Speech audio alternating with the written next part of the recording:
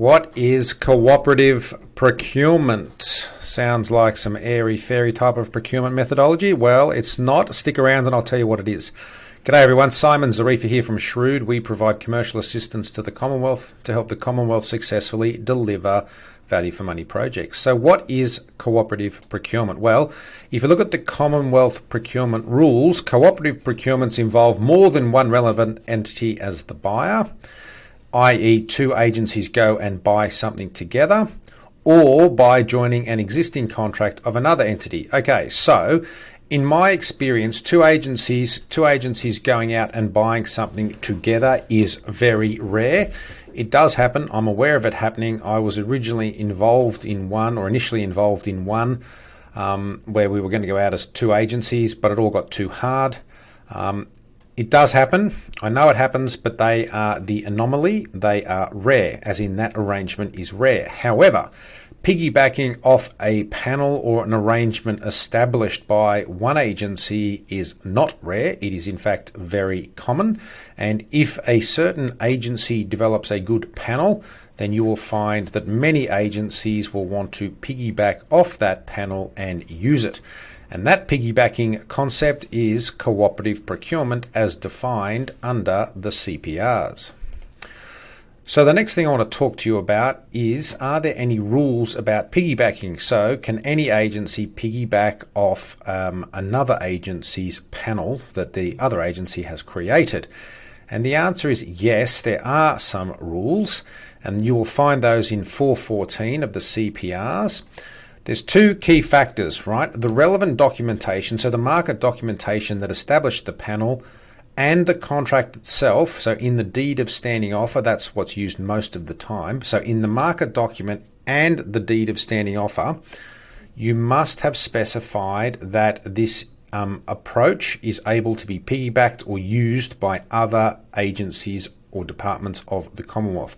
As long as a clause like that is in the RFT or the RFQ document, so in the market document and also in the contract, then legally other agencies are able to piggyback off the panel that's been created. So those are the two criteria.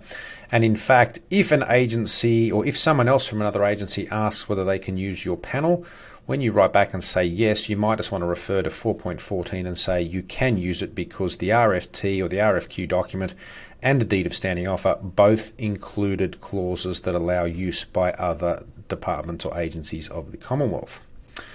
Alrighty, moving right along. What do I need to think about when piggybacking? Well, if you want to use the panel that was created by another agency, i.e. you want to piggyback off their arrangement, then you still need to ensure that when you use that other agency's panel that you are still getting value for money, and that the goods or services that you are procuring or purchasing from that panel are the same as that which were provided for within the relevant contract.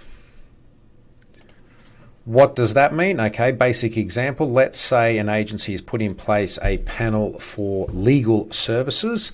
Then obviously you can only purchase legal services from that panel. You cannot go then and buy accounting or auditing or probity. Actually, probity you probably could, but you can't go and buy services that are not legal services from that panel because it's only designed for use for the purchase of legal services. So you need to make sure that whatever you are purchasing is what the seller or the panelist has been appointed to the panel to provide. That way you are purchasing goods or services that are within the scope of the services or the scope of work on the relevant panel.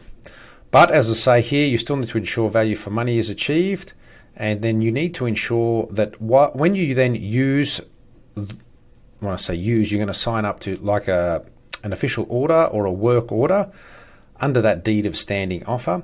That is going to form the contract for the supplier to provide you the goods or services.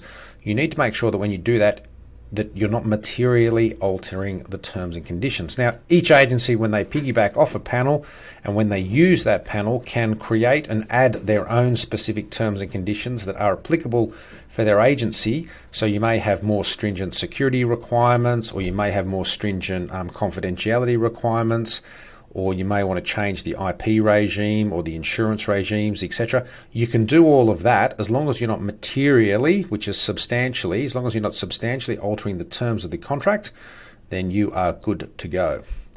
So those rules again, when you're piggybacking and you're using another agency's panel, make sure you're still achieving value for money.